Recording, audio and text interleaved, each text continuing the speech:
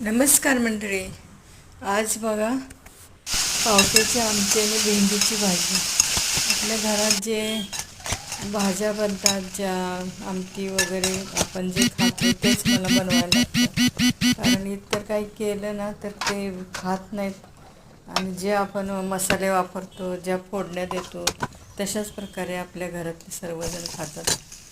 तर मी आज भेंडी आणि पावट्याची आमटी केलेली आहे आणि जेवण दिले मुलांना. परत कवळी आहेत एकदम वांगी. माझ्या चॅनलवर भरपूर आहे असं आमटी. शेंगदाणे बघा मी एकदम भाजून ठेवते आणि लागेल तसे मी त्याचे कूट करते, कारण मग ते किडत नाहीत आणि कडवट पण होत नाहीत. तुम्ही माझ्या चॅनलला सपोर्ट केला काल म्हणून धन्यवाद.